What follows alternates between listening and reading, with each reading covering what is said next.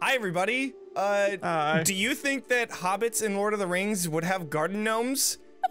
Let us know in the chat. Let us know. But hi, everybody. Important. Hey. Welcome to Misfit Monday, Ravenloft Misfits.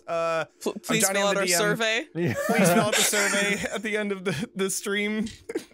There will be a Give us 5 quiz. stars. There will be a quiz. Wow, it's been a hot minute. Geez, when was the last time that we came together? That was like the second week of April. That's wild. Yeah. Anyways, we're here. We're ready to continue the story. Make sure to follow, do the subscription things, participate in the chat. Let us know what you think. If you're watching the recording, do the likes, comments, and shares as well. And then also on the podcasts, follow us on Spotify and all of your other podcast places, and then leave us a review. That'd be great. Spotify also has video on there, so that's pretty cool. Anyways, outside of all that, thank you all for being here. Zach.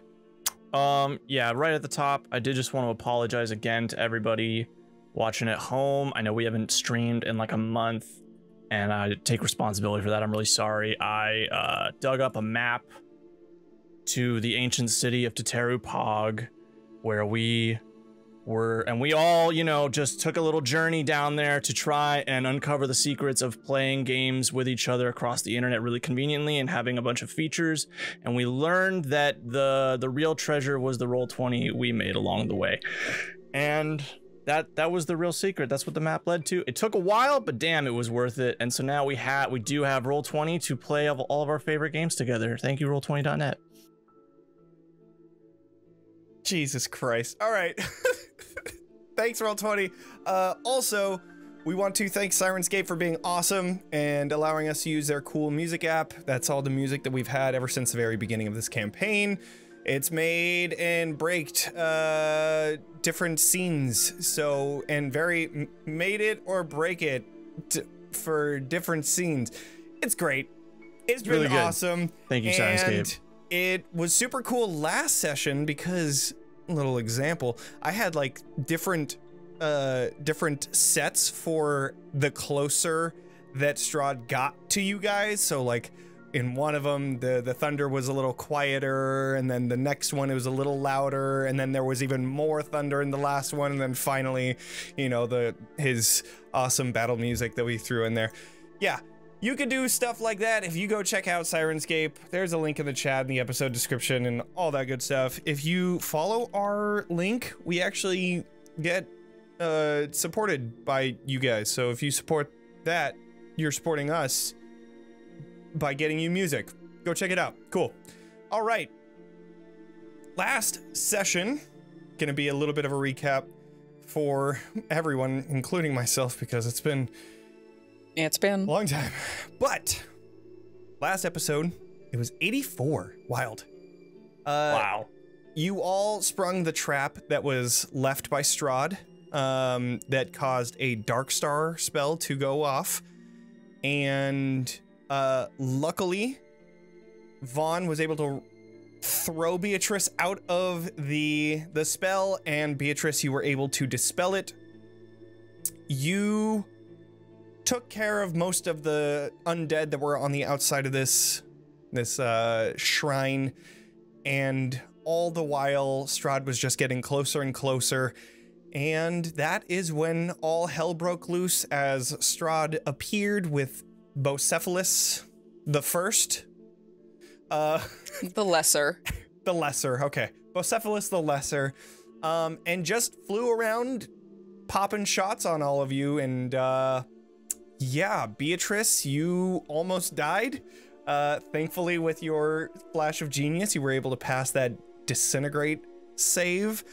You also told Citron to do a sending spell to Adrian, which began your own trap that you had created, and the results of which you're not entirely sure just yet.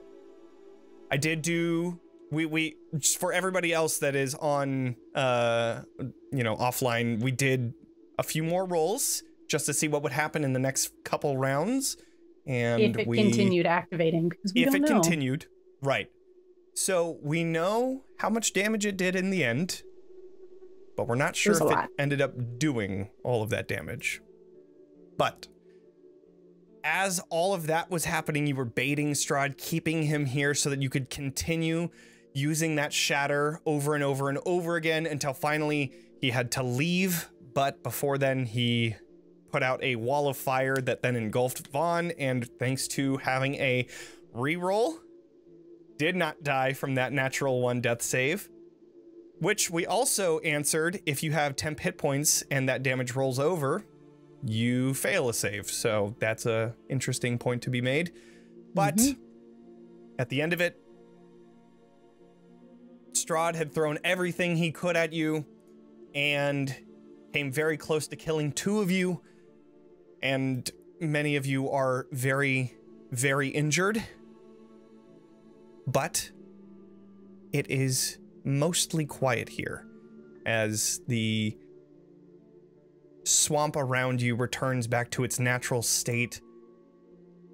There is quiet, but still that feeling of adrenaline and anxiety.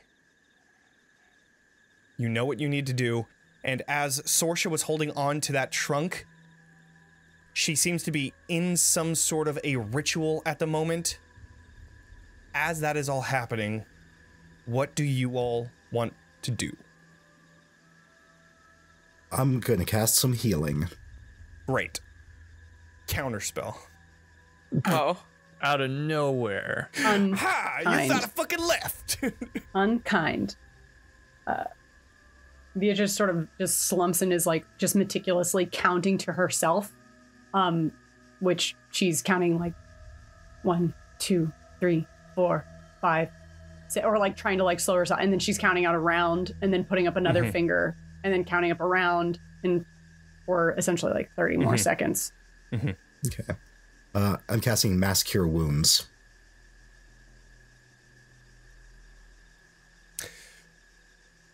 Not great. Yeah. I tried my best.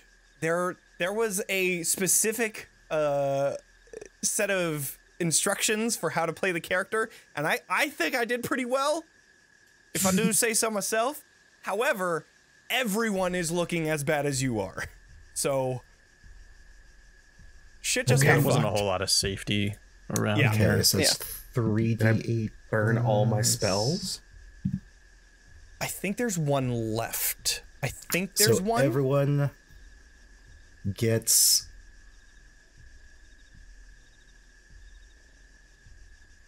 Okay. Hold on. Yeah, sorry, my brain is... I've been sick the past few days for the first time in a decade, so my brain is now moving very quickly. First time in a decade? Wow, that's wild. Whoa. I'm jelly. On a hot streak. Anyway, so, yes, mass cure wounds, everyone gets 18 plus...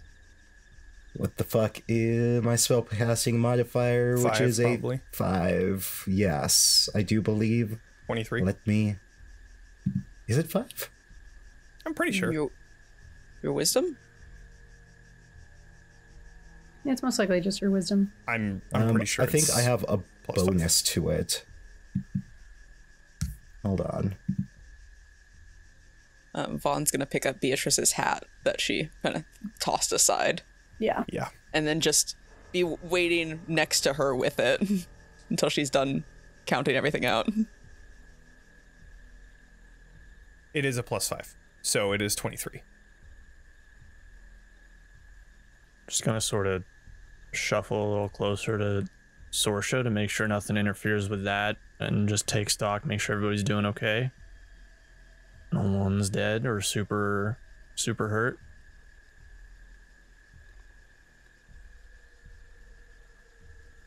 How much longer is she going to take? We need to move. That's a great question. Is she like... She seems to be involved in whatever is Right. happening here. I'm not sure. I don't have a choice but to wait. Is this something I can try and like kind of look into? Is there something I can kind of divine through Arcana like checks to see like if I can Sure. determine a point in the process? You can do Arcana, or you can do Investigation. Either one can get you results. Can I help her with that? Yeah. Okay. Sort of like snatch my hat. Like I actually don't even put it back on, actually. No, I don't think she's in that mindset. She just grabs Vaughn's arm and sort of like hoists up and walks over toward the thing. I follow. Is So that then, advantage on this? Lumaria would see the other side. I don't know if we've discussed Beatrice's other side. Okay, Nobody's so then, seen it other than Vaughn, I don't think. Really? I thought that Yeah, you showed it. Sorsha. Okay, Sorsha. I remember that. Right? Because I thought that it was. That's with the hat. You put the hat on Right. Sorsha. That's why When I did you guys that. were in the dungeon underneath. It happened there that you had. Yeah, that Sorsha I think had she seen. like caught a glimpse of it at one point because Right. my hat fell off during a fight, Right. but Wow, nobody yeah, else no, has seen it. I guess so. Yeah. Mm-hmm. All right. Well. Yeah, so while the left side of Beatrice is, I think it's the left side, is right side actually, I think, mirror, is generally like perfectly well composed, given the fact, other than the fact that you've been on the road and traveling, she does a good job taking care of herself. The left side of her face, from sort of like the eyebrow up and including this eye, is pretty wrecked. Her eye has been replaced by a mechanical gem set eye that is like has just like an angry orange glow to it. It does not look beautiful in any way. It is very functional. And the skin around it, there's a metal plate set into the front part of her forehead that like brings up into a receding hairline, probably to about like a quarter, or a third of the way up her scalp. And the skin around like the grafting point to the metal is raw and imperfectly done. It doesn't look like it's degrading by any means, but it is not a pretty suture. This was not done by any sort of adept plastic surgeon. Yeah. And it is usually covered by her hat. But she hunkers over that way to make an Arcana check. Yep. With advantage. At 23. 23.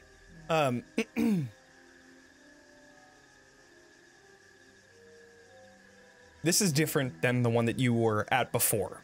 The other one had been, one, inside of a complete, dungeon, but two, it was like inverted. She had to go inside of that, hole in order to actually find where the monolith, the shrine was.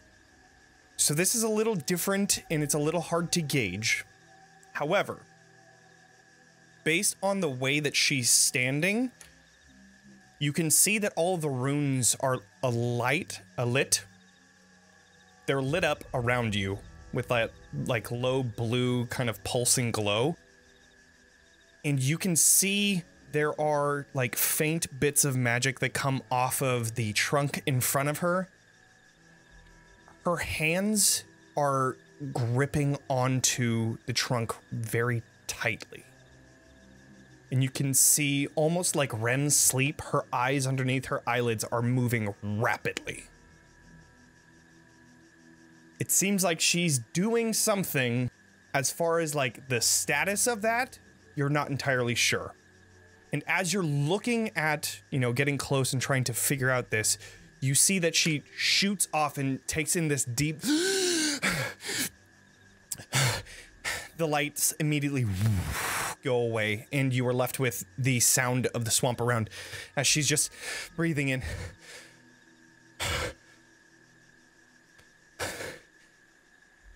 I saw my brother.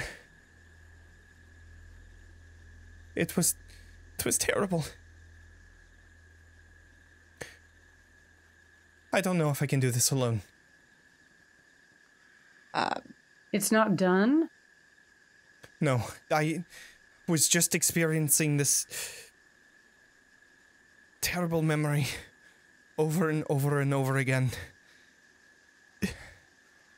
I didn't know what to do. I couldn't get past it. It felt like an obstacle. Like I was supposed to do something, but I don't know what it was. And I don't know. Maybe if I had another set of eyes, or all of them.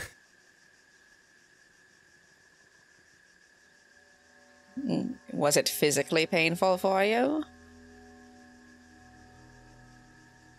Or in the state we're in will be more than likely fine? It was physical. But I didn't feel pain, if that makes sense. I didn't have a position to feel pain anyways. It was mostly mental. If you're saying if it hurts us in there, if it hurts us out here, I don't know. I don't know. If you get hurt in the vision, you get hurt for real. We can rest. Wait. And she looks around. What happened to Strahd? Our plan worked, is Good. what happened, but we don't know how long he'll be gone for. We need to wrap this up and move on as quickly as possible. Okay. I don't know what will happen if all of you come in with me. What may happen with all of you, but I know that I will need help. I can't do this on my own. Very well, if that's the way it needs to be done, then let's get it over with. Okay.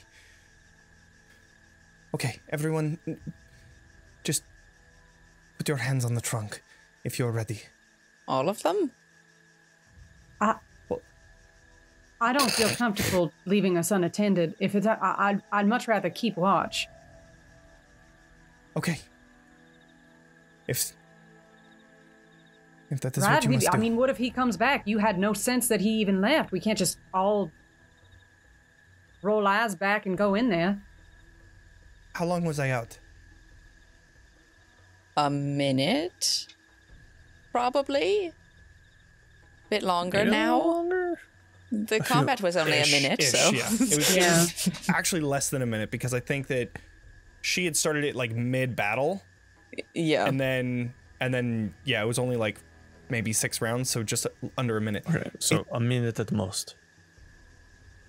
I was in there for hours. Oh. I feel like I understand if you need to stay out, and that is fine. It is up to you. Lumaria just kind of saunters over and is like, well, let us say, do things. We have things to do. Time, tick. Hand sets down. Got it. Well? Vaughn, are we still telepathically bonded? Probably. I think... I've forgotten where all my things are. I think my psionic bond lasts... a number of hours equal to the number roll. I have to roll d8. It's a number of hours. 7 hours. You're stuck We're with definitely me. good. Okay, then Yeah, you guys are good. I definitely think I'll stay out. I'll stay telepathically bonded to Vaughn. Esmeralda looks at you and says, "You do not look like you are in the fighting position. Why don't you let me? I was barely hit in the last battle." To confirm, we were attacked by multiple people? So, there was a zombie, like bodyguard almost, to 4 whites. So, sorry. There were 4 whites that were slinging spells, and then each of them had a zombie bodyguard, kind of. And then Strahd. Strahd appeared with 4 vampires that just ran out and caused a ruckus, and then it was Strahd and Bocephalus. Did we kill any of the whites or vampires? All of them are dead. Yeah. Do the vampires count as humanoids for me? I know we talked about because the nature of Barovia is strange. What was it for? I know that it was a spell. It's not a spell. It's a feature that allows me to claim a soul of something. Right. Do vampires even have souls? That's why we Is had this talked Buffy about. rules? We'd have to check in with each thing we kill to see if it Cursed him counts. with his soul. I would say no. Okay, so then I cannot set up a watch. Yeah. We also have Bocephalus. Somewhere. Just Around. sitting on top of one of the monoliths, like, Well, as long as we have eyes, and I sort of indicate to Vaughn that we trust in mentally that can contact us. I don't like the idea of turning my back to a world of enemies, but all right. I also so have. what I plan on doing is I just want to toss this out there so I don't forget.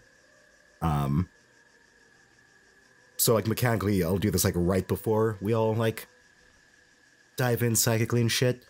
I'm gonna cast Beacon of Hope so that okay, so if Beacon of Hope lasts a minute, so if I cast that on us, how long would that if outside was a Interesting. minute but inside was several hours? Interesting. I Valid would say question. that would last as long as a real-time minute, because you're casting it outside of the world or whatever this Hell yeah.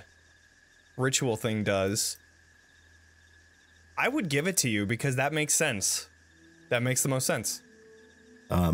It's like entering the dream world in Inception. And then cast Prayer of Healing too for full hit points. But so like, yeah, right before we toss that out there, so right before we're going, I'm going to role play that. Okay, cool. I'm gonna Sorsha also points over to that elemental, which I believe, I can't remember, I think it was Earth that we had created it. yeah. This also can talk to me, and I can leave it out here as well. Right. There it goes. I'm Okay. gonna give Sorsha and Beatrice a bolstering magic, so a D3 for the next 10 minutes. Right. So, you all gather around, placing your hands onto the trunk just as she places both of hers. You see her eyes beginning to alight in blue, similar to the runes that surround you, until she finally closes them, and then there's like this pulse that shoots out from the trunk in front of you. And you all feel your bodies shoot out, or your souls shoot out of your body, and it goes into darkness.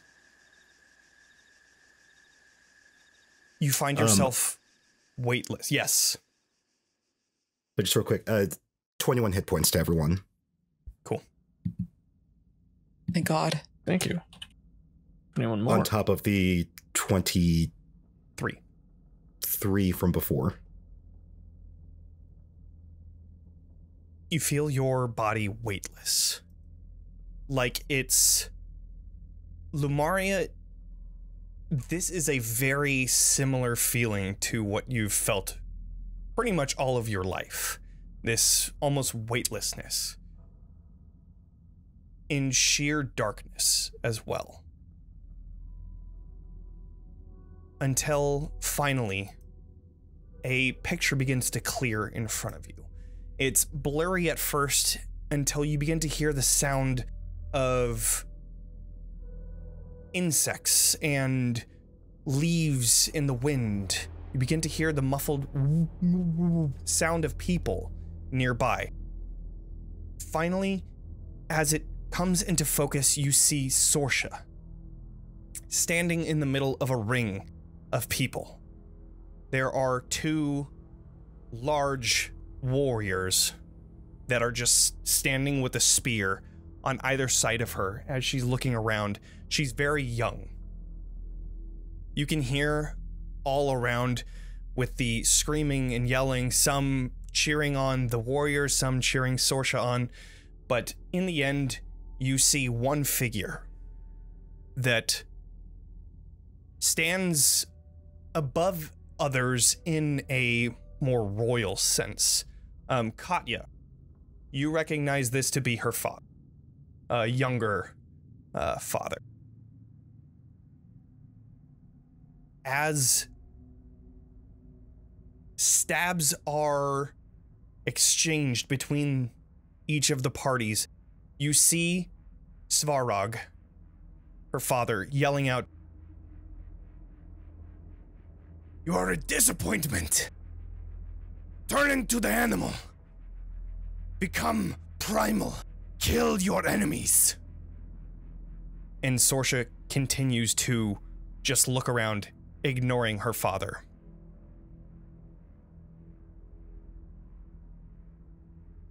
She gets knocked down, and one of the people has a spear at the ready to execute her, until finally you see her father come forward. Stop.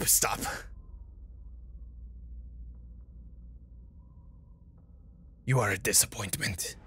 And then you see, as he's walking up, a very lanky young man that stands in between them, keeping Svarog from approaching Sorsha. He runs in between. That's enough! I won't stand for you to just allow my sister to be abused by you and punished by everyone else. If you want someone to beat, then beat me. And then you see Svarog cock his head. And as that happens, you see Sorsha getting up onto her knees and just freezing.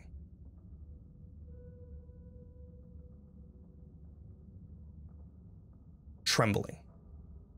Until finally you see Svarog pulling out his spear, putting it down in front of him like a walking stick almost, and just looking at him, shaking his head. You insolent child. You are no son of mine, so I will treat you as the same regard as anyone that would defy me. And he stands there steadfast as Sorsha tries to get something out. But then finally, he grabs his spear and stabs into this young man's heart. And she just goes limp. He kicks the body off. It falls directly in front of Sorsha. And then she just stares at the body, crying. You can hear Sorsha's essence around you. This is what I was stuck on. I feel like there is something that I need to do. Something that I need to say. If I were to have just done what my father said, my brother would still be alive. This is my fault.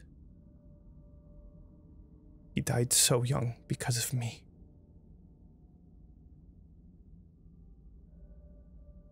You feel telepathically connected to each other. And you feel like this almost vision beginning to fade. Does anybody say anything? Lumaria actually, upon seeing that and Sorsha speaking, I don't know how to speak too empathetically on this, but you couldn't be more wrong. we are not at fault for what happens around us. We only do what we can with what we have. The death of those around you, it's not about what happened to them, but what you do with the memory of that. Trust me, I know. Like, taps, there's a feeling of like tapping the mind, and there's like this resonance as he kind of like feels that time magic surge through, almost like it's rewinding everything for him. We can either hold on to guilt and feel that we made mistakes, or take the duty to do better moving forward and let their memory become power, a tool, a weapon, a shield, whatever it is you want to define it as. But sitting in that guilt, that's a disservice. That is spitting in their face, spitting in the lives they had. Give them something to cherish, to carry. Or wallow in the pity, I don't know, but if you had known better, if you were more capable, I do believe you would have done better. So, do better. You see, as this vision begins to fade, it stops as Lumaria speaks. And then it becomes brighter again, until you finally see Sorsha standing up. You can see the anger in her eyes, the tears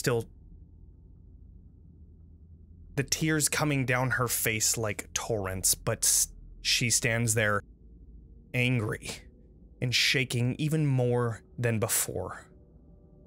And she begins to break into a sprint. As she does, she turns into this giant bear that then engulfs Svarog. And you just see from the backside of this scene flesh and blood and clothing and little bits of debris shooting out like ribbons before finally, I will continue on for him. Everything that I've done was for him. And then this feeling, this like overwhelming stress and anxiety subsides as this vision goes dark.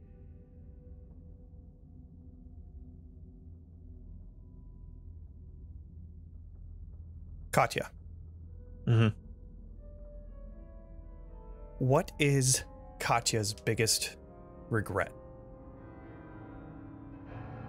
I think Katya's biggest regret out of all of them, I think she's just sort of connected them all to escaping from her village in the first place. And is starting to feel that if she had never left at all, then no tragedy would have happened to anybody. Sure. So then, what would be the pinnacle memory that Katya would have of this regret?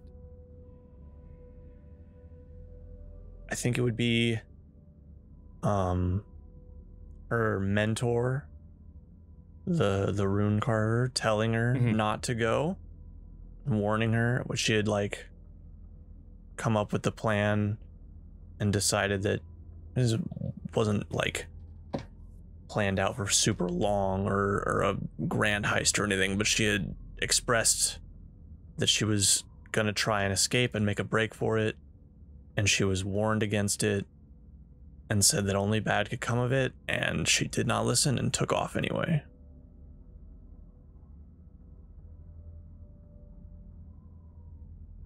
So,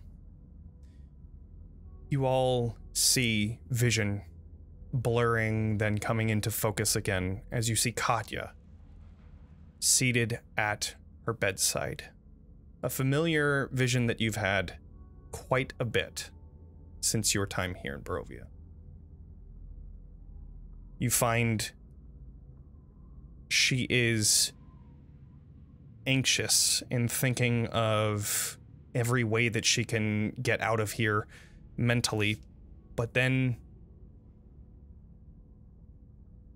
the door opens and we see this daunting figure who is your mother's newest husband, Gorek. There are some words exchanged as he walks in and he just looks down at you. So, are you ready to join us? Or are you going to sit here in the filth like everyone else? I spit on his shoes. I would never join the likes of you. And with lightning speed, your body is like pushed. Your bed is just next to the wall and your neck is grabbed and then slammed into the wall behind you. You feel like you probably broke a rib from just that one hit. As he's just in front of you, you can see these sharp teeth that almost glint in the light. I told your mother that I would not kill you. That does not mean that you cannot be my meal for the night. And then he bites into your neck and begins to drain your blood. Am I like, can I resist at all? Like, Sure. Is there any sort of, like, I feel like she's like pushing and scratching and trying as hard as she can to get away from, Absolutely. like, from the jump. Mm-hmm. Yeah. What would you like to do? That's pretty much, I don't know, like, I know there's no, we all know how this shakes out, but she's fighting him.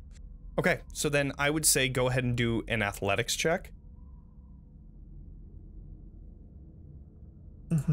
Where did my, oh, there it is. We are not physically in the space of these memories unless it's happening to Correct. us, right? So we're just like ambiguously like It's, yeah, experiencing omnipotent. them. Mm-hmm. I got a 26. 26, okay. Did not roll well. You're able to push him off, and that's when he wipes the blood away, looking down at you. You have more fight than it's worth. And then he turns and begins walking out.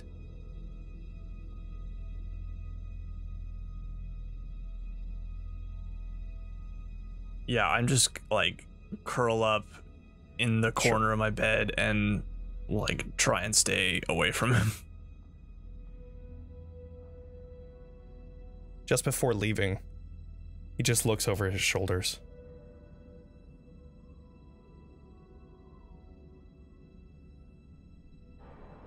You could have had everything. I had everything before you came along. You had a show. What you thought, it was a fantasy. Your father was never going to live past his 40s. He was always destined to die. But allow him to die in vain. I do not care. And then he closes the door behind him. Some time goes by, and each of you can feel the neck pain from the fangs. Until the door opens back up and we see this middle-aged woman. She has a darker complexion, and she is just wearing torn clothing, similar to what we see Katya in. You can, however, see tattoos all across her arms of just different runes, similar to the ones that you've seen on Katya's armor and weapons. These runes completely cover up her arms, and you can see just a brief bit of glow from some of them. And she sees you curled up. What happened? He tried to... I just, like, show her, like, he attacked me. She rips up part of her shirt to ball it up and then put it up to the neck. You cannot leave. Not tonight. I have to leave. I can't stay here any longer. I can go get help. I can free us from these monsters. And what if you die? What if they catch you? You are weak right now. Then I will be free from here anyway. What difference does it make? Dead out there or suffering in here, I'd rather take the chance. Try and free us. Get revenge on these horrible, horrible people.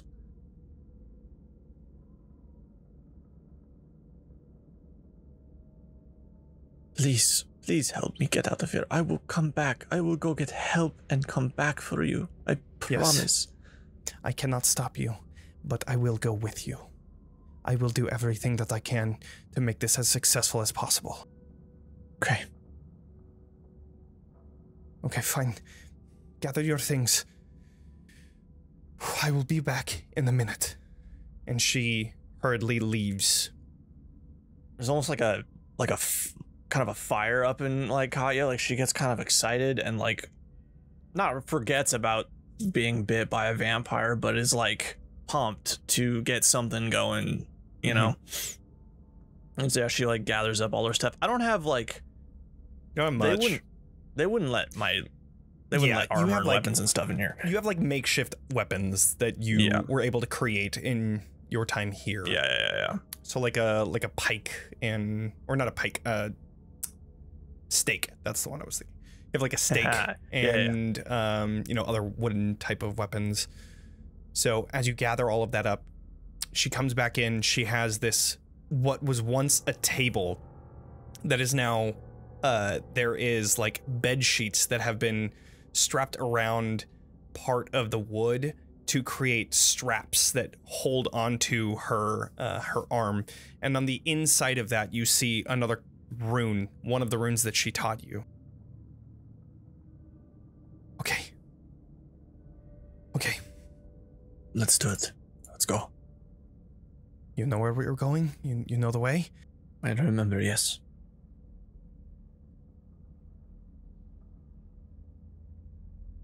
Right.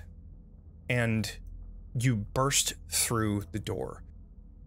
You follow the alleyways that you were told to follow, the darkest parts of this town that even the vampire guards that are all around the town don't see. You duck in and out of visible areas until you finally come towards the end, this gate that you knew you would have to jump over or fight your way through. You see that there are ladders that go over this gate, and you both look at each other and then finally run towards one side of this open, or this closed gate rather. As you climb up, that is when everybody notices, and all of these guards begin to surround you. There's two vampires that are up on this platform, and your freedom is just on the other side of this wall. But then you get grabbed. And a bite comes into your neck, but you don't feel any pain. Instead, you see this explosion off of your body as the vampire shoots off. You see the rune that's on the shield alights as it is pushed off of you, off of the platform, and she just looks back at you. Go. What does Katya do? Are they like close to her? They are all moving in on your position, so yes. Right. Okay. Like, is she up on the gate too, or? She's up on the platform with you. You both ran up the ladder together, fought the two vampires, and you are now the only two up here, but they are like running up, and with their, spider climb, they're able to run up the posts, and they're running up the walls to try and come onto your position and stop you. Yeah. Yeah, I mean, the whole point, she's ready to get out of here. Okay, yes, let's go. And she jumps off and starts taking off. You the look one back. that got blasted, fell off the way I'm going, right? Okay, no, fell off the side. Fell off the side of the, yeah. Got it. So you are at least free for now. It doesn't seem like anybody's chasing after you yet. You see the forest in front of you. The plan that you had was to run into this forest and just disappear. Right. I'm gonna go into the forest a little bit, and then I'm gonna turn around and wait for her to follow me. Without looking back, you run into the forest that is completely dark. And then you see this mist beginning to cover up everything around you. This dense fog that you can barely see the lights of the town shining through. You wait a minute, 2 minutes, 5 minutes. She's not coming.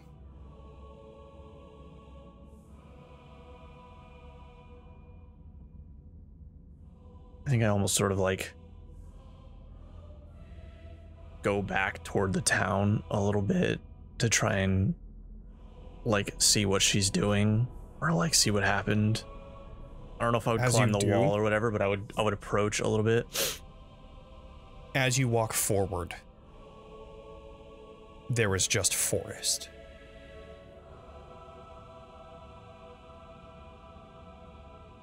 Forest, trees, more fog, more mist,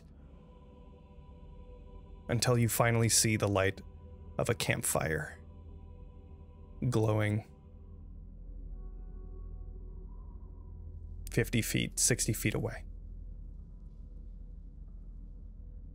And at that, the vision starts to get darker. What does Katya feel?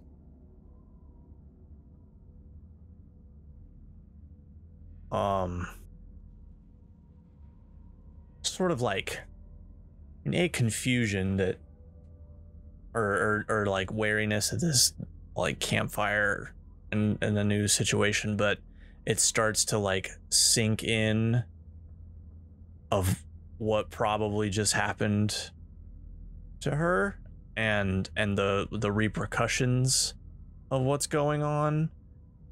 And I think it just like slowly sinks over her whole body of like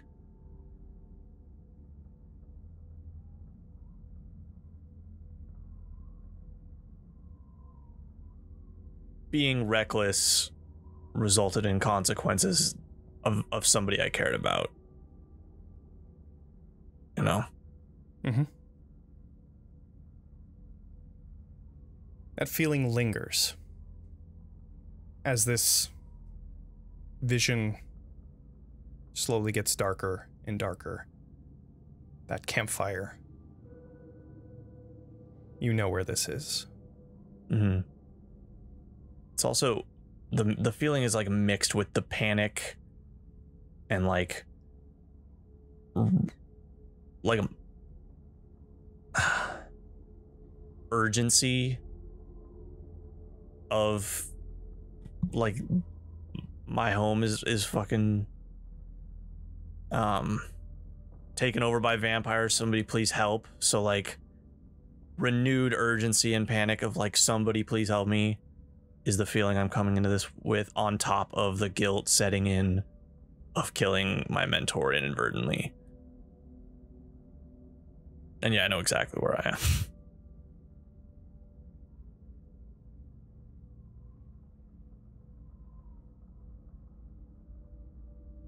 That vision goes dark. And you all feel that pain that Katya feels. The darkness lingers for a bit until a new vision comes. Once again, blurred. Until everything around you comes into focus. Beatrice, what is your biggest regret? Beatrice's biggest regret is the day she got recruited. Interesting. Is there a pinnacle moment in what happens? What does this paint the picture? What does this look like? Sure. So, we open into what seems like a great hall, not with like a raised dais in the center, many people around the outside, very well-to-do individuals, lords, ladies, none of them in the dress of Ravenloft, none of them with a Barovian accent. You hear accents that I don't know how many of you would necessarily be familiar with. Lumaria, have you traveled outside of you? I don't even think you would be familiar with it. Because you wouldn't have traveled in these realms as much. No, probably not what you're specifying. Right. But for those at home, the ladies and lords and majesties of this court who are all sitting and watching, the dais are dressed in regalia of the Sword Coast, people of means from outside of Barovia. And raised on the dais is a very petite woman with bright blonde hair that like flows down the back, who is in like a chic tunic of a student. There are several other students in similar dress, but each one changed and finessed in their own way. And this seems to be some sort of like ceremony as the student on stage, which is a young Beatrice, probably only about 20 years old, is currently illustrating like fantastic feats of magic. This seems to be some sort of like magical exhibition. You see the people, lords and ladies, like marking cards as they like move through. Toward the end of the performance, the exhibition of this thing she is crafting, it begins to animate. But as it does so, she like has this moment of like pride as it like animates this like really elaborate, intricate like automaton mixed with like an art piece. It looks like a moving sculpture.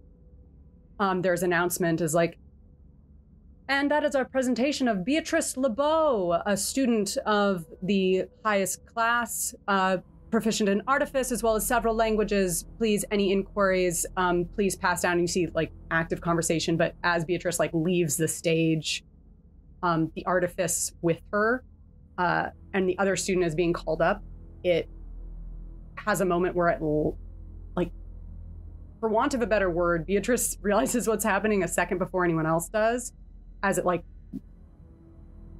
malfunctions. And she has a moment of like realizing what's going to happen before anyone else sees it, as the the artifice sort of like lashes out and like hits the student passing her. There's uproar and chaos. Beatrice immediately like gets it back under the control. The few people, there's like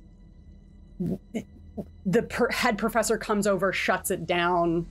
Beatrice looks very like cowed and scared and like, no, it's fine. I swear, it's never happened before. It's not that in this sense of like desperation, is people, the new student is screaming. You see anyone who had been like about to like been marking positive notes, like returns to their notes and is like not interested, like seems to be marking off like not interested in hiring this person. No lord or lady gonna take her in. And it sort of fades from that scene as a familiar face to those of Barovia as they see there is one figure that continues watching Beatrice, and that is Rahadin. Mm-hmm. And I would say there'd probably be a flash forward to later where she's like in her laboratory, like dismantling this thing. Ooh, and a knock at the door.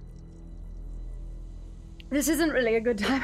I'm sorry, Professor. I just need a few more minutes to clean out my things. It is quite all right. I am no professor here. I found it very interesting. Does this have a name?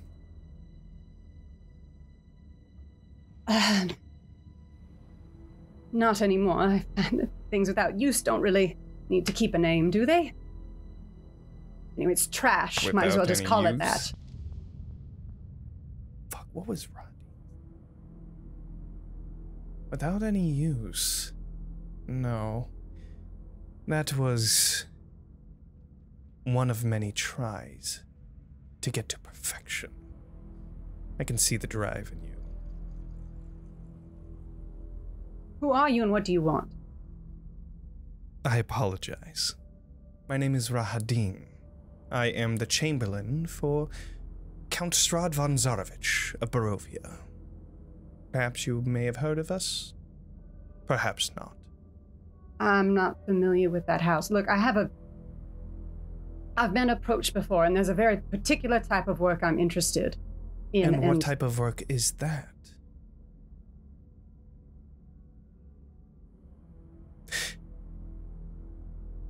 I'm an artificer. That's the sort of work I employ. And if you cannot actually help me with that, I actually do need to go because... But I can. I, as I said, am a chamberlain of someone that is quite wealthy. Someone that could use a incredible mind as yourself. Someone that would give you free reign. All you would have to do is follow me, you will meet him, and you can decide for yourself. That's all I ask. Would this be provided lodging, food, board, anything like that? Beyond measure. How quickly... I only have a few more hours here before I would need to depart to find a different place. So is this somewhere you plan to leave, or by the end of this week I can find somewhere to stay for the next few days? Today, if you're willing.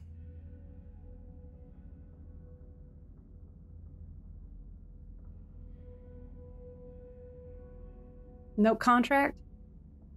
None yet, of course not. You would have to meet him first. I wouldn't lock you into a contract before you met the Count.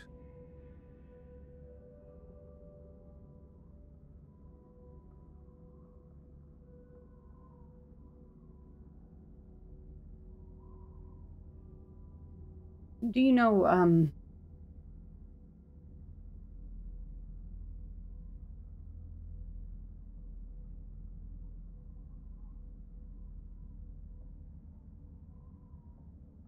would it be very far away from here?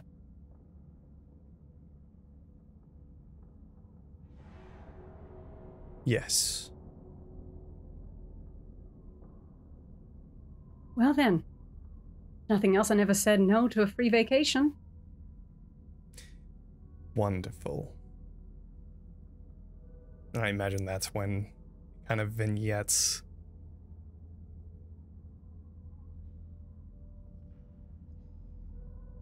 What is Beatrice feeling at the moment? She feels like an idiot. It was this moment of like deep shame and desperation that,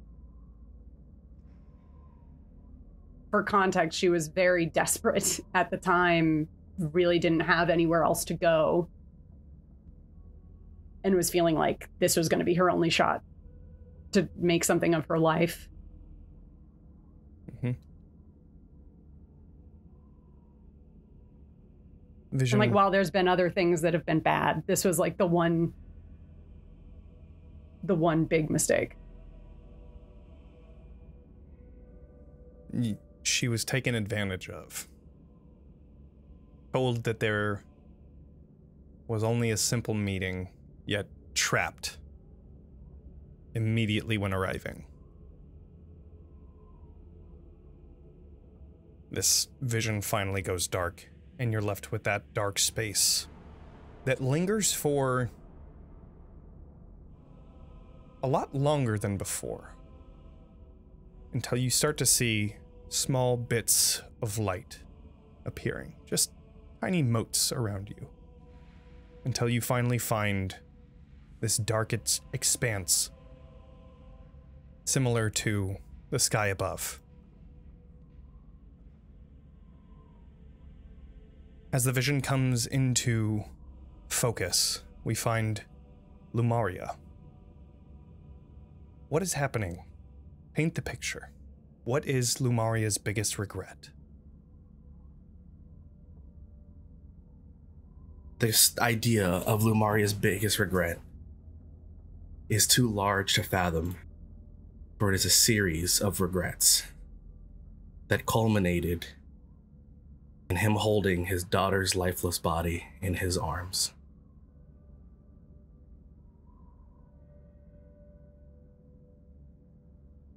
In a circumstance of his own doing.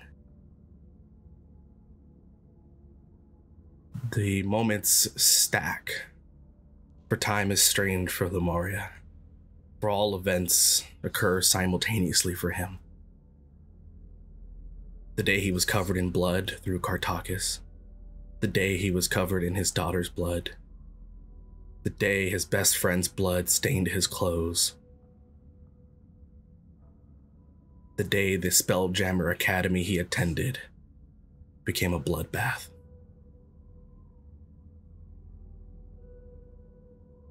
His journey was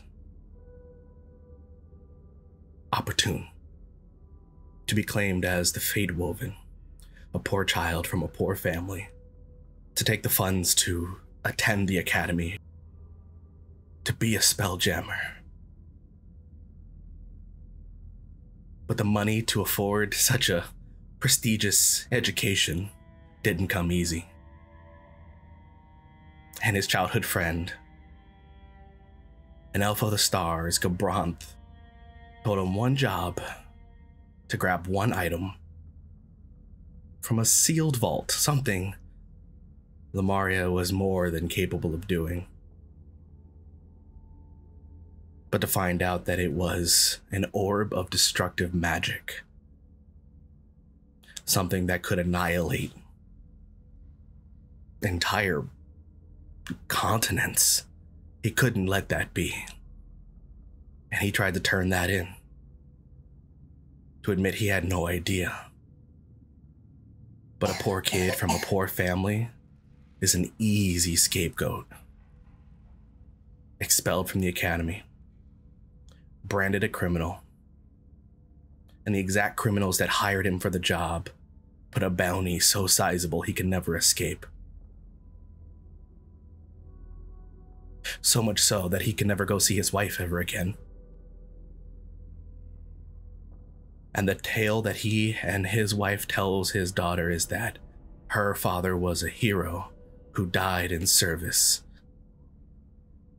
sending money from stray jobs as a pirate, an assassin, staining himself in blood so that his family can live happy. And then that friend, Gabranth, gives him an opportunity for one more job, a chance to set his family up for good.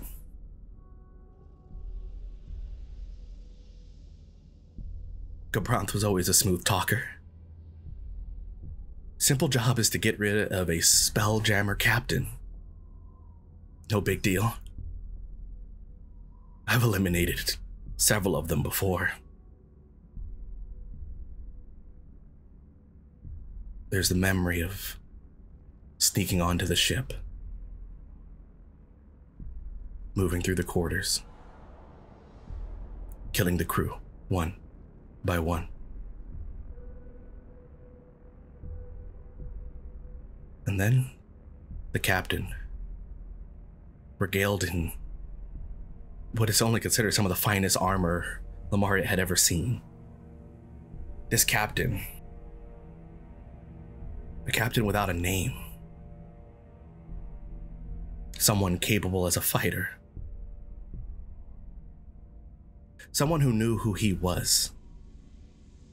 Lumaria remembers the words of that captain, happy to finally have the chance to kill Lumaria.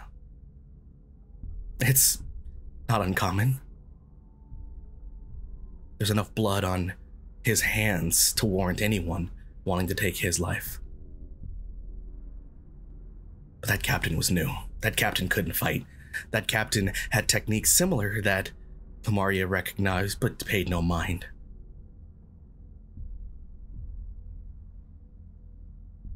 He unleashed his time magic, slowed that captain down, and impaled his dagger through their chest. A special form of torture, as the blade goes through what feels like hundreds of years, slowed down.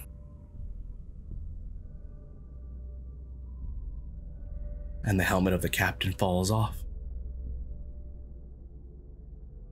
And there's a special place in hell for someone who sees the life fade from their daughter's eyes as their blade impales their chest, knowing that she wanted to kill him. But that wasn't it, right? Because Gabranth set this whole trap, and the rest of the fleet was on their way to finally eliminate the fate-woven Lumaria.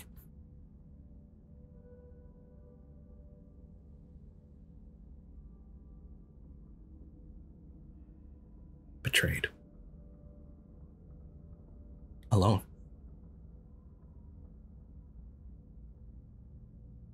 And his daughter stuck in a state of everlasting death. Something that can't be spared, something that can't be revived, something that can't be undone. Stuck in a state of dying.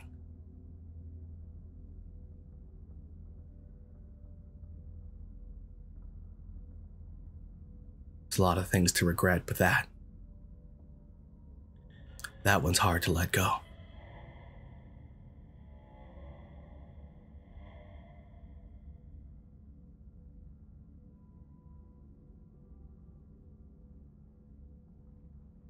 So, that feeling, similar to the one that Lumaria was feeling at that moment, drags on. Feels like minutes, and then hours, as it slowly fades.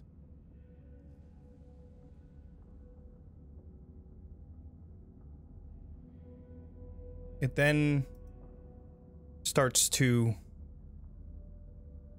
show another vision, though this one also similarly engulfed in darkness, except for one shining light that we see Katya holding. We see Beatrice. We see Arxis. We see Sorsha. We see vines enclosing upon a giant boulder that holds a person just underneath it.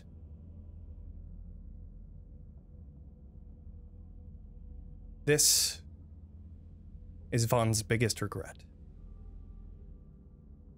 What happens? I believe what happens is the same scene that we've seen before. Vaughn crouching and talking to this individual who's stuck in a place of undeath and has been for an untold amount of time in this cave deep beneath the Gulthias tree.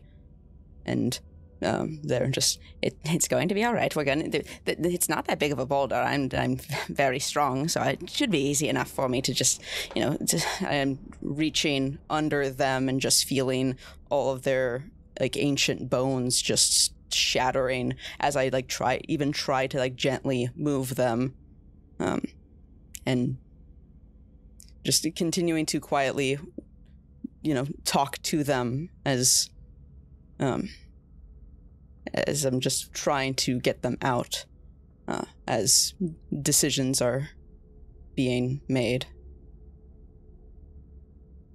As we focus on Vaughn, we see behind Arxis and Beatrice and Katya talking. Until finally, Arxis leans into frame and whispers something to Shay. And they whisper back. Arxis takes a step back, and you see him grabbing onto his great sword. What are you doing? And silently walking closer. What? Are you going to use the sword to pry it off of them? Finally, sinking it into Shay.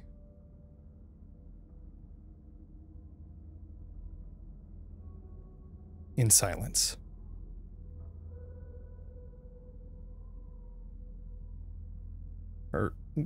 Their body just stops.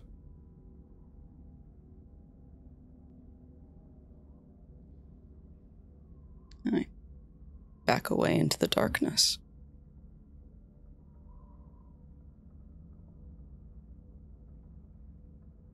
What is Vaughn feeling at this moment, reliving this? Reliving this, the same things that they felt, this was less than a week ago? This event, canonically? Ish. Yeah. I think it was just over a week. Just over a week, yeah. We spent some time. Yeah. Mm-hmm. Just feeling the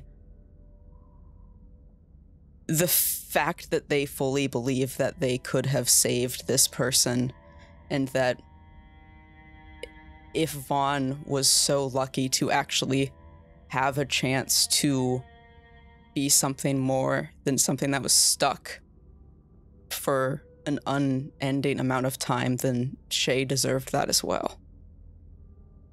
And that maybe they're not the strongest person in all of Barovia if they couldn't do that.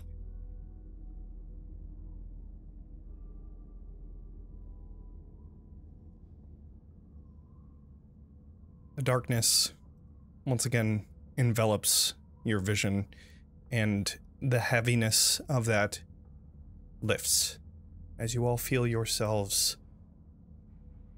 weightless again. Finally,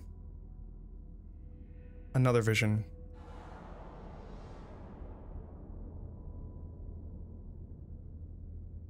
This one a little more, well, I'll allow you to tell what happens, Citron. What is Citron's biggest regret? Citron's biggest regret is contributing to the despair that is the existence of Tatiana's soul. Long before Reading, go for it. Do it. Yes. Oh, long before Vallaki was known for its meaningless festivals, and back when the fear of the mists was still new, and back when Citron was literally fuller, when he was a full-on dragonborn, is when the story takes place. Perhaps, I don't know, maybe 50 years after the rise of Strahd. The timeline is a little fuzzy, but it's early on.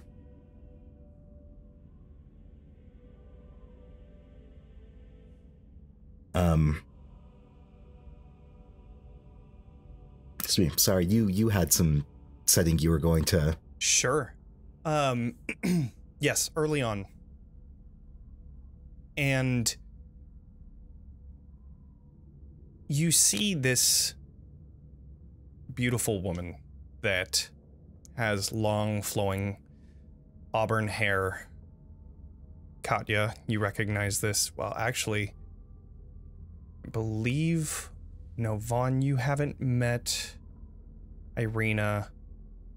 Lumaria, you might have been shown a picture of Tatiana. Beatrice, you know. Katya, you know. This is Tatiana's reincarnation. And this vision starts with the cellar doors slamming shut as, I believe, Citron, you would be the one closing this, as Fatima would be rushing as deep into the cellar that she could get. What happens? What happens when he catches up? What happens when he takes me? Why is he trying to take me? He's a piece of shit, that's why. Who is Tatiana?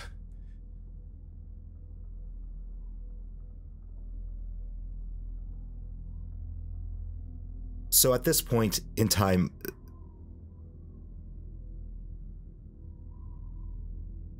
sorry, my brain is really working so slow right now. That's okay. So at this point in time, Same. Citron only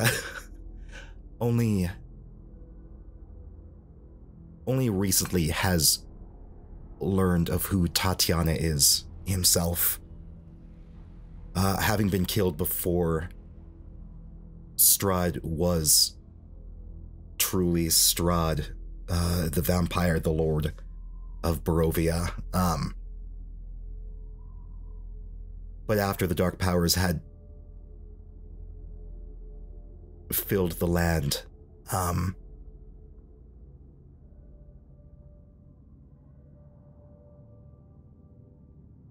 I'd say within the past few years, Citron had met many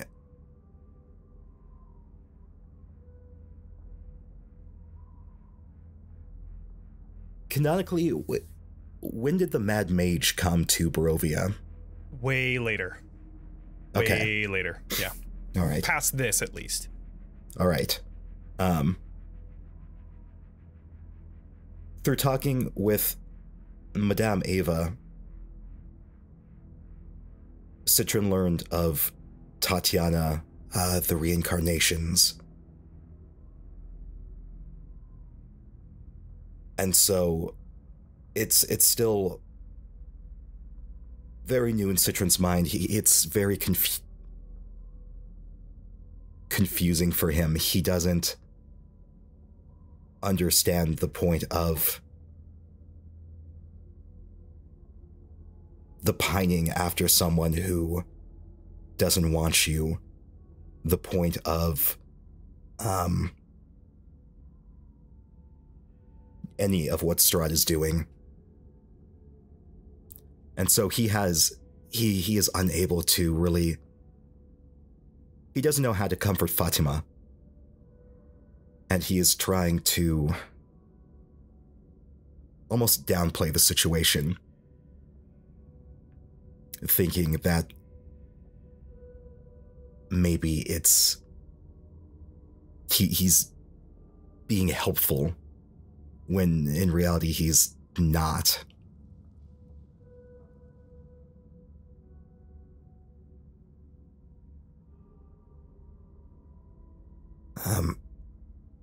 Strahd, Fatima, you will be fine. I will make sure Strahd will not get to you. How are you going to do that? You saw him, he just turns into mist and then he walks through stuff. I don't even think we're safe here. Well, I mean, not with that attitude, no. Citron! Look, We're I'm locked sorry. in here. Citron is going to gently grab her shoulders. He is going to kneel down. He is, at this point, a hulking dragonborn. A lot different than the more slender is not quite the more desiccated Citron, you know. And he is going to place a hand on her heart and start breathing in and out with her. Now, Fatima, it's like we've talked about, okay? Breathe in, breathe out. In, out. We'll take this one step at a time. We will figure things out. I promise you things will be okay. As with each breath, you just see mist beginning to walk down each of the stairs, one by one.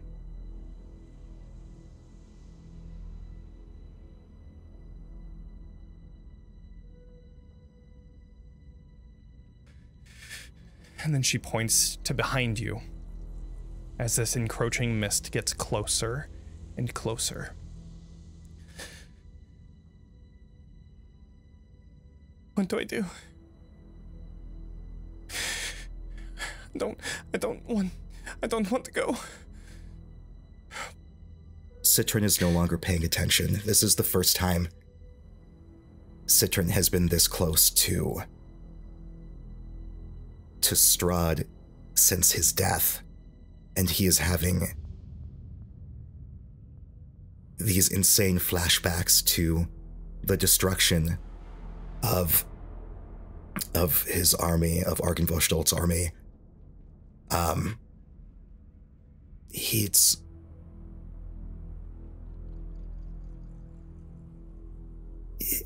He loses the breathing himself. The breathing technique he had taught to Tatiana, was practicing with her, it's gone. His breathing's erratic. He is shaking violently as he turns around to look at Strahd, to look at the mist forming into the Great Lord of Barovia. Ice is, being a silver dragonborn, cold as his affinity, his own mist is sort of surrounding him. The frost pouring out of his mouth. And he is gripped by fear, disdain, pride.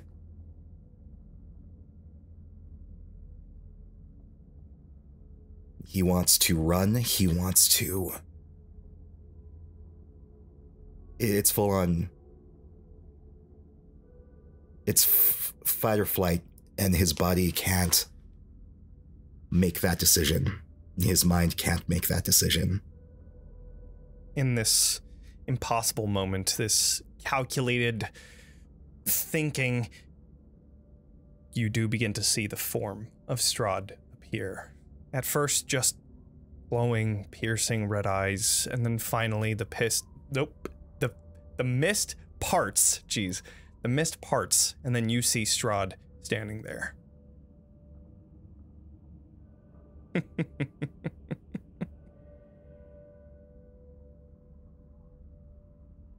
Are you her bodyguard?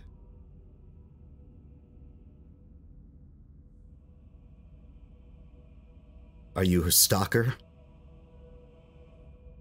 And with lightning speed, he just comes up and grabs onto your throat, lifting up your chin.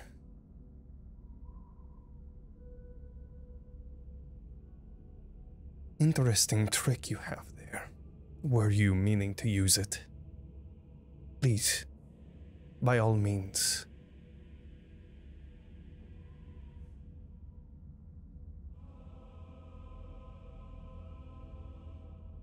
Interesting trick.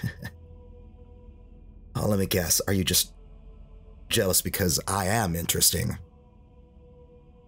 You are but a worm under my boot. Now get out of the way. I don't seem to be under your boot currently. In fact, currently I seem to be above you.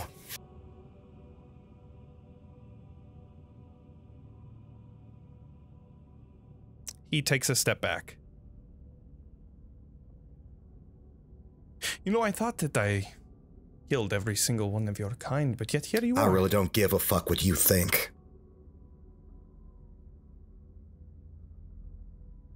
What is it then? Why? What is this? Is this a final act of valor? What do you aim to do?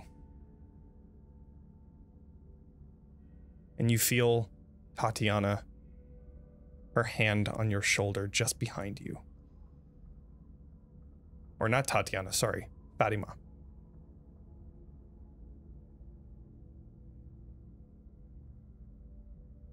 Do the incarnations Tatiana know that they reincarnate? Do they have to be told every time? They have to be told, but there's like that feeling, like it's just some sense that they have in the back of their consciousness that never comes to their front conscious. It's always in their back consciousness, and they just have a feeling of deep connection to Strahd, but they're not entirely sure why. Minus the stalking.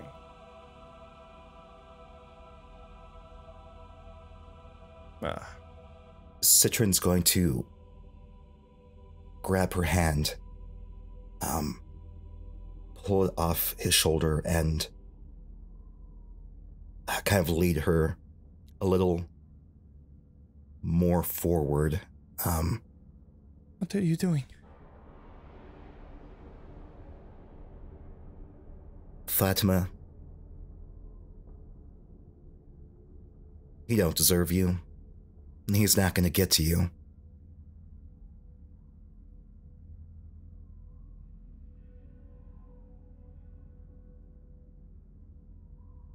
She just looks at you. I need you to breathe with me, okay? Do you remember that little tune I taught you? From El Terrell?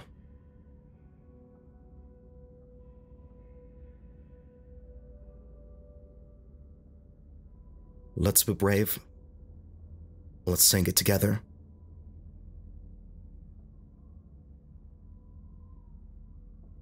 As you're doing And this, Strahd just comes into view. What are you doing? One up in you.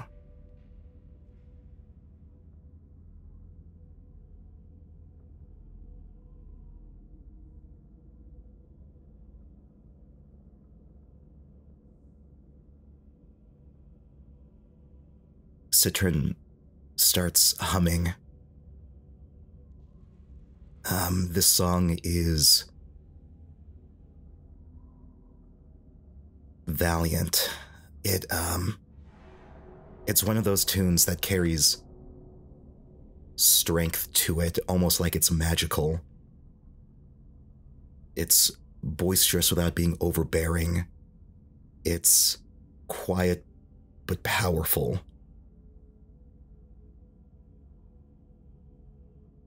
It's hopeful without being saccharine. It's something you would hum on your way to work or into battle or on your way to face death. And in a part of Citron's regret is he doesn't know if he does this out of friendship, out of this love, or out of spite, or because he's a petty bitch. In front of Strahd, he takes one of the early incarnations of Tatiana, Fatima, and with his mighty dragonborn frame, bites off her head. As that, what seemed to have been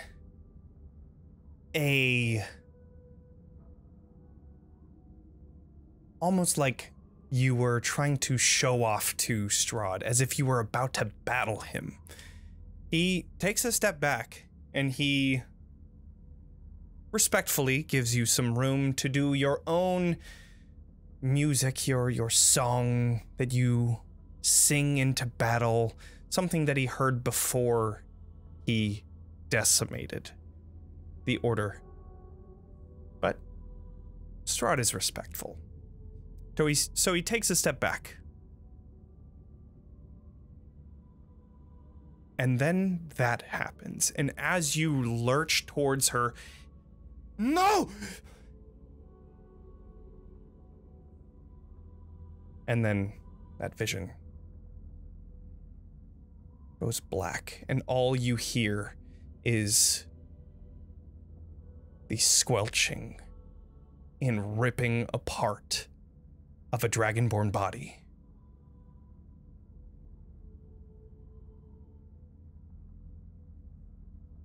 And I think, briefly, there are perhaps a dozen more very brief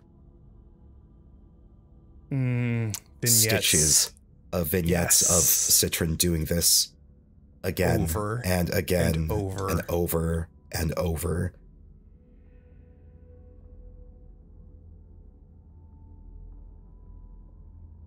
In the final vignette,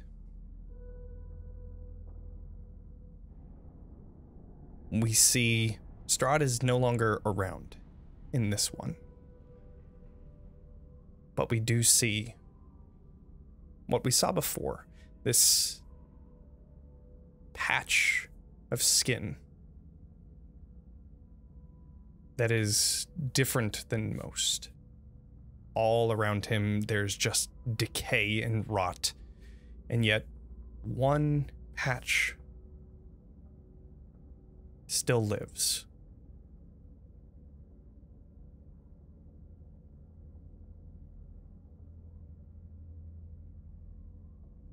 But this vision eventually goes back to darkness. You feel that weightlessness once again. And that is where we're going to go to break.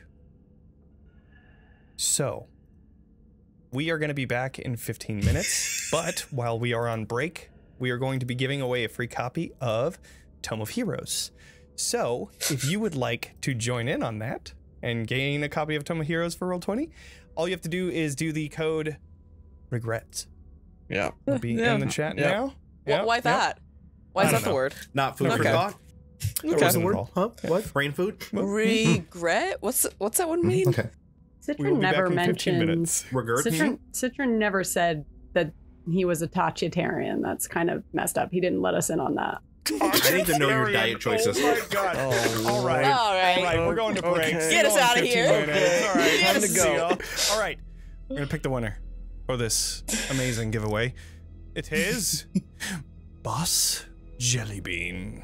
I'll send you the code so that you can redeem it on Roll20. Nice. Congrats. Congratulations. So, well, before we went to break, we learned of each character's biggest regrets, watched them almost like a movie. But now, in this darkness, you still feel that weightlessness. It's not completely over. Finally, you begin to hear wind going past you. And this bright light now begins to shine through this blurred vision as you see yourself floating through the air, feeling that weightless mist and clouds around you until finally breaking through this threshold to find a beautiful castle standing thousands of feet away. This kingdom just next to it, sparkling and glinting in the beautiful sunlight above. It's towards sunset, so there's a nice orange hue and purple in the sky. But we continue towards this castle. You see the spires reaching high up into the sky, garden filled with a multitude of colors. And then we enter through a small window, revealing a large dining hall. We see a family sitting together in silence. The clanking of forks, the every so often outside of that, silence. We see a mother, a father at the head of the table. And we see two young men and a young woman. The older man, not the father, young man, is undeniably Strahd, which leads you to believe that the other one is Sergei. Each of them have very nice styled black hair and adorned in well-crafted clothing. You see the couple sitting next to each other, the young woman and Sergei. They are breaking the silence with small laughter. And then we move to Strahd, who is visibly annoyed.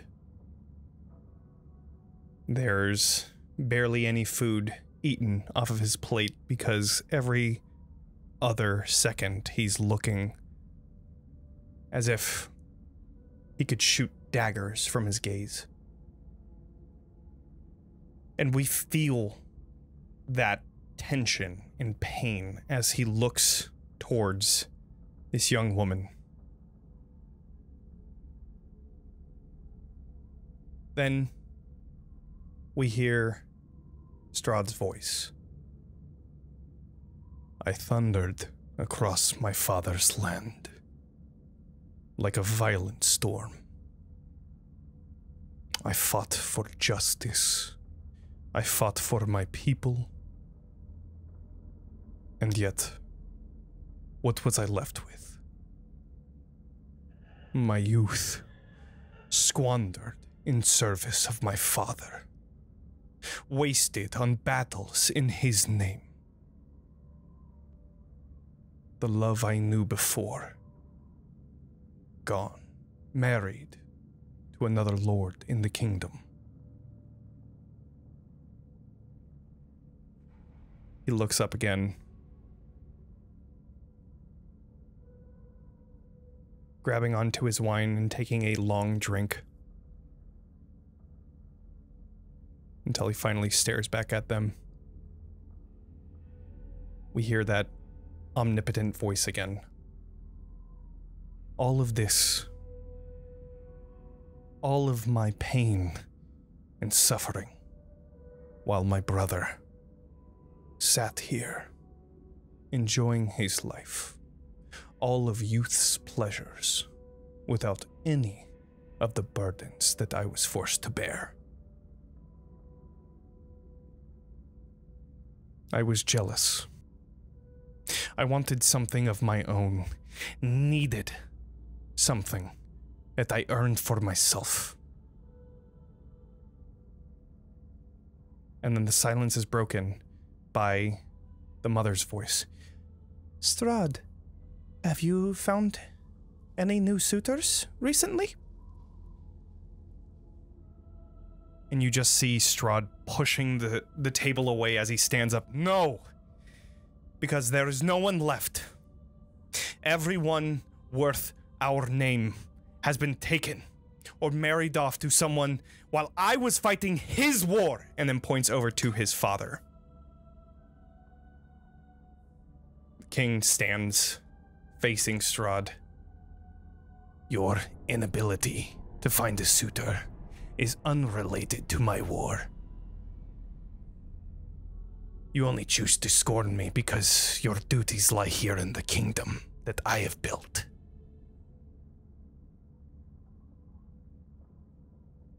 We see as Strahd pushes his chair out and leaves the table as this vision turns to mist. It then clears once again, showing Strahd standing alone in a silent room. It's dark, save for the one candlelight in front of him, as he stares at himself in the mirror, his hands manipulating his face as his skin, his wrinkles vanish, until finally they come back. He just stares at himself with regret and sadness. We hear his voice again. I spent hours in front of a mirror. The face looking back at me wasn't my own. It was foreign, sagging, old. I had prayed to the Morning Lord for my youth once more, but my prayers were never answered. Silence.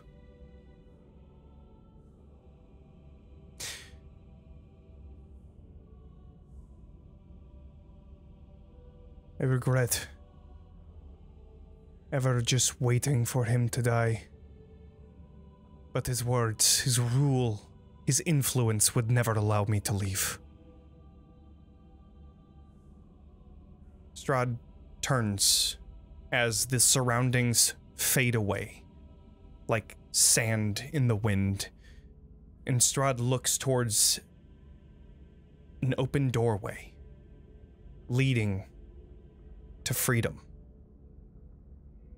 And we watch him take a first step, and then we hear his father's voice echoing again. Everything that you are, I made you.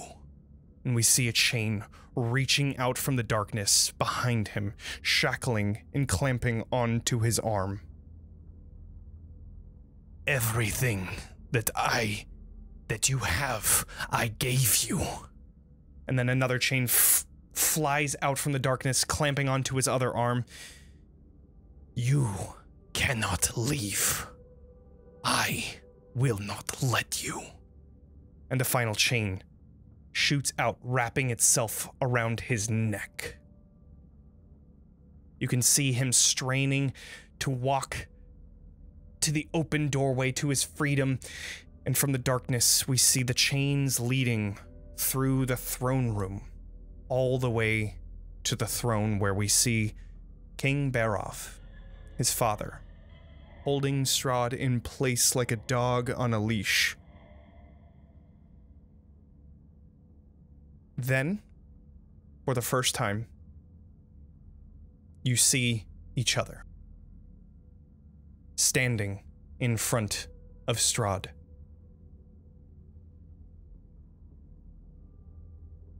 You can see with every passing moment he draws nearer and nearer to his father behind him. What do you all want to do? I just need clarity. The chain from the father is pulling Strahd back towards the throne. Correct. Away from the open doorway. But I feel like I'm physically here. Correct. You can see each other now. Oh, Lumaria, the demeanor changes in this moment is not seemingly that, like, joyful energy. There's a much darker note now as, like, drops into a low stance and is going to essentially try to immediately rush towards the throne, an attempt to assassinate Father Strahd. As I will attempting, if I have my abilities, to conjure my skull and shift it into my specialized blade. Sure. That is my entire goal, is I'm rushing to stab at Father Strahd. Okay. As you rush towards the throne, you see the visage of Father Strahd instead changing. You see his face becoming younger, as instead you find Strahd himself holding himself back.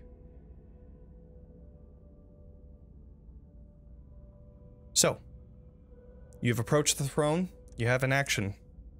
You're gonna try and attack him? No, I'm going to put myself towards a point where I can put the blade basically aiming for his heart, since I know what my blade can do. But I'm going to speak as I get the blade right there to the heart. You can end your suffering and everyone else's, or I will leave you in a state of torment like you'd never imagined. Rest or suffer.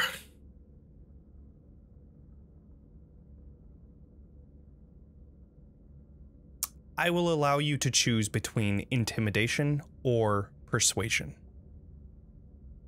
Do persuasion.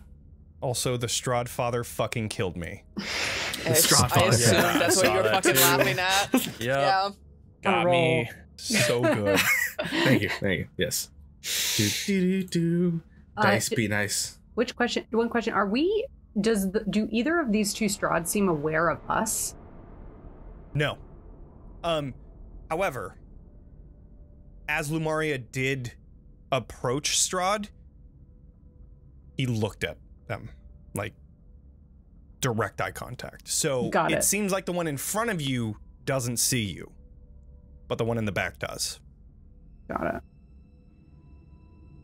That's a 6, but I think I have either a D6 or an inspo. I know it's one of those two. I think I feel like I know I have one of the inspirations. I don't know who has the other one. I think you do have a D6. I know we have rerolls. I know I have a reroll. Are both Strahds identical looking, or is one more human than the other? Both are human. Well, actually, Okay. No. Sorry, yes. The one that's chained up is human. The one that's back on the throne is more vampiric. Yeah. That's what I figured, but I wanted to know for sure, yeah. Beatrice is just going to roll an insight roll just for herself real quick. I'm not sure what it's going to mean for me. Okay. 14. What does that mean for you? Pretty middle of the road, huh? It's pretty middle of the road, not helpful. Yeah, that's gonna be a 15 as I bonus action curse this Strahd holding the chains. Sure. That is not enough. So he holds onto the chains and the grip gets tighter. You can hear the clanking of them behind you as he pulls Strahd one step closer. That is one fail. So is what appears to be holding other Strahd in human Strahd in place? Like the chains around him, obviously, are these just chains that have no lock or key to them or anything of the ilk? Or is there a potential place to start to pick one? Right. It looks like they are kind of God of War status. Like these things are just... That means nothing to me. Really? Yep. Wow. All right. All right. Never had a PlayStation. Well, they're like embedded in the skin, is what you're saying. Got it. Like embedded. Cool. Like they are just like so tight that they cannot move. Yeah. Okay. So nowhere did the thieves' tools that. Yeah, I mean, unless there's some sort of... Yeah, no, not really. There's no locking mechanism. Yeah. Well, I guess I'll rage attack the chains. Okay. I'm gonna move to the younger Strahd Okay. while that's happening. Okay. have- Which I one have wants to go rages left. first? This is a skill check / just... Can I like hit the chain at the same time as Vaughn? Like do like a team attack on it? Absolutely. Yeah. Absolutely. Do you want 2 separate attacks or do you want advantage? I do can 2 reckless separate it. attacks. Yeah, I can reckless. Okay, Cool. I'm you both not are going to attacking. use a psychic blade because I don't know if chains can take psychic damage. They cannot, so that's a good call. Does that sound reasonable, everyone? You don't say. Yeah. Oh, I have to roll a d8, huh? It won't do because anything. you're raging? Yeah, I don't even know what that one does.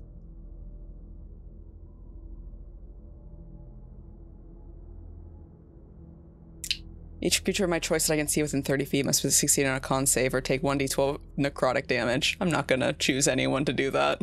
Sure. Oh, Fuck you, oh. Strahd! It's necrotic, he won't do anything. Yeah. Ooh. Oh. Anyway. Well, recklessly, my apologies. How about that? Does that hit? Does a 13 hit? 13 does not. Okay, well. But you do have 3 attacks, so you are okay. You're right. A 14 26, also, 23. Oh wait, that's right. So you can forgot to also hit attack with your 2 actions for Vaughn. 26 yes, and 23 do. Katya, you have a reroll, okay. Okay.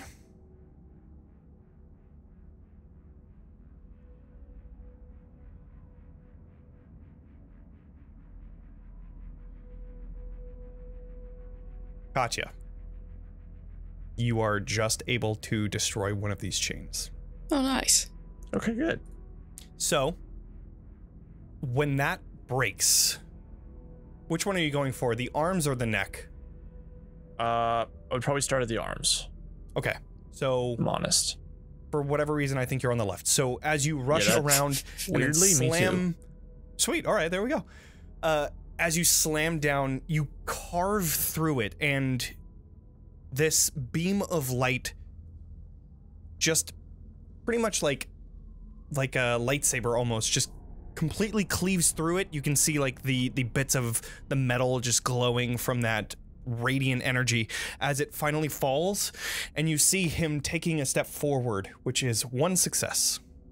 Hey. Vaughn, Yeah. 21 hits, Yeah. 28 or whatever that 31 that Yeah. also hits. 23, 26. That is also enough to take one of the chains down. Which one are you taking? Other arm, it sounds like. Other arm? Okay. As that arm also not? comes through, this dragon tooth dagger just carves you place the tooth directly into one of the chain links, and then you use your what's the word I'm looking for? Not momentum, but Leverage. Leverage, thank you. You use leverage to then break the link, which then, as that breaks, the entire chain just rips apart, and he lurches forward, which is a second success. There is one chain left, and we still have Beatrice and Citron. What are you two doing? So I was moving toward the younger Strahd. So unless Citron had something that he wanted to do first. Okay. Is he kneeling? He's standing, right? He's currently standing, but you can tell that the chain around his neck is holding him back, but he is reaching towards the open doorway. Okay, I'm gonna stand between him and the door, just out of his reach. And Beatrice looks at this younger Strahd. Just with a look of pity. You sad, broken-hearted little boy. Will you stand and be more than what they drag you to and earn that love that you think you deserve? Come, take my hand. And I just want to be just out of his reach. Okay. I would like you, what are you trying to do with this? Are you trying to do like a persuasion check? What are you aiming to get? I would say that would be intimidation. Intimidation. Okay. If you would take that as intimidation. Since you're just out of, yeah, absolutely. Since you're just out of reach and you're almost threatening him as in like, you know how bad of a person he is. Absolutely. You also have a D3 still. I do have a D3. A 21? I'll go ahead and add that D3 though. I don't know how to Slash R. Flash 1 of genius D3. too, yeah, right. Mm-hmm. A 122. Do I want to save that flash of genius for something else? Theoretically, we're going somewhere immediately after this. Yeah, that's why I'm like, I might save it. I do have a reroll, but I think... Are you going to use it? I think you're going to save with the 22? 21 is... 22, what is... I'm just trying to run the odds on that. Very low. That's a...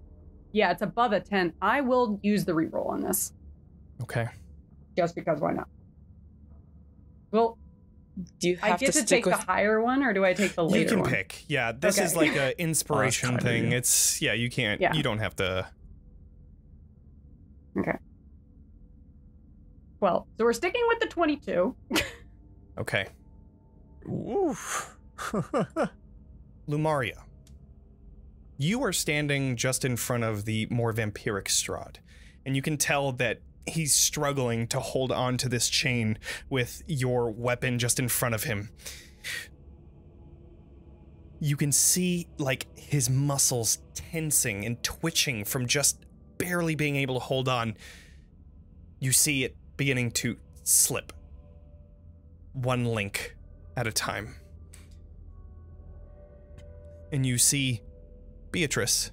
You see the human younger Strahd reaching for your hand, and inch by inch, it's getting closer and closer. Do you pull away, or do you allow him to take my hand? He grabs your hand, and at that moment, the final chain shatters.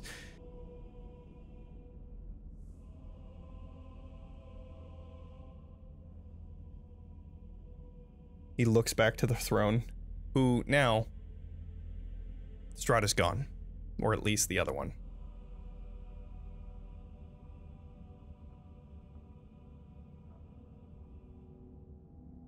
I was the one holding me back.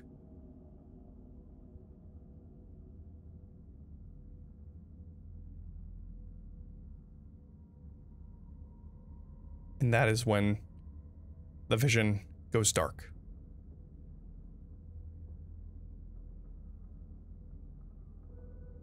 Another vision begins to come towards you. You see mist in front of you before it finally parts once more. Citron. A familiar sight lies in front of you. You stand in the grand foyer of Arginvostholt. You can see the busts, the stone walls, the banners, all intact, though blurred, like a memory that has forgotten the finer details. You all begin to hear his voice again. I have often contemplated how far I fell in my conquest of Barovia. It was no longer in my father's name, for he had passed. Now, it was for my selfish desires, ruling a land of my own, far away from his kingdom.